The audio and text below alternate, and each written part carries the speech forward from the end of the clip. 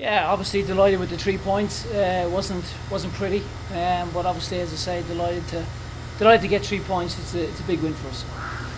James, at what point do you try to not get involved in the officiating, and you talked about it before?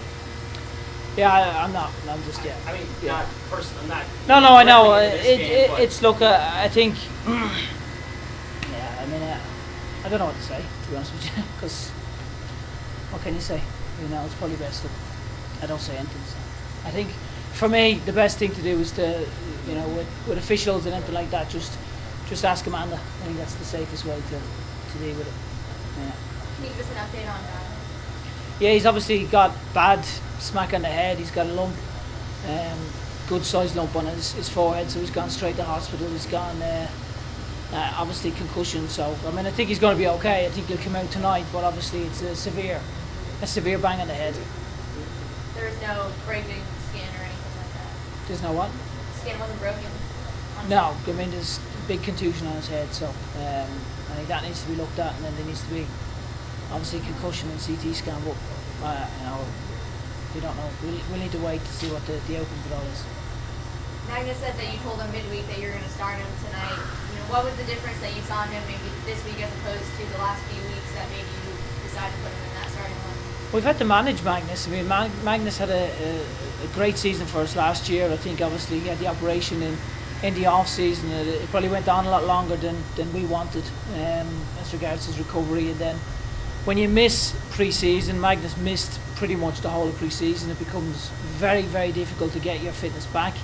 And the big issue for us has been with Magnus has been we haven't been able to get any games. I know the guys at Rovers, we tried a couple of times to see could we get games, but when they were available it didn't really suit us, and vice versa. So I think that's difficult for us trying to get games, to get match fitness into him. But I think he's at a stage where with the amount of training he's had and the minutes that he had been getting, I think it was a case of we wanted to try to get more of a natural number 10 into that role. As I say, Niall's done a great job for us there this year. Unfortunately he's picked up, you know, another injury, so we've got to manage that. So as I say, it was just a case of getting a more natural number 10 in that position. What did you see from him on the field tonight, and you know, did you still see room to improve, or was this pretty much what you wanted out of him? Well, listen, there's room to improve for all of us. You know, I don't think, you know, anyone of our players would be leaving the pitch thinking, okay, that's great, that's a gold standard. I think for us, we know we can play a lot better, our decision making, our quality in the ball, but equally it's nice to win and actually be able to have somewhat of a normal Saturday and spend somewhat of a normal Sunday with my family and try and stay on earth and enjoy it, because the last few weeks have been really frustrating. So, you know, I'll take the win and I'll deal with it, and we'll analyse it and go through, but we know we can play better than that for sure.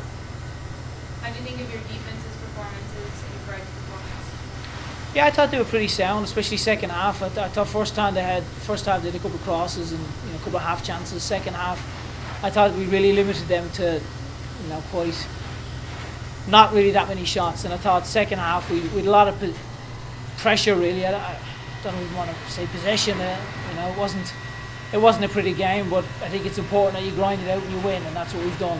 We've grinded it out and we've won, which is important. More specific about Greg, and next game you're going to lose him, and what kind of plan do you have? Yeah, look, I mean, it's an incredible achievement for Greg and for Tabani as well. I think for Greg to come from, you know, where he's come from in 18 months to develop, to get an opportunity to play for, you know, your country in a World Cup qualifier, be a part of the squad, I think it speaks volumes about the character that he is and his play and the potential that he has. I think, you know, when he's come in, he's worked really hard. He had a period with Tabani, probably first 6 to 8 months, he worked really hard and didn't get a lot of reward. He managed to break in this year. He was patient, and his performances, especially at the start, have been very strong. And he's someone that we've got a lot of respect for, a lot of high hopes. So, you know, we wish him well, and we'll obviously deal with that situation next week when we have to.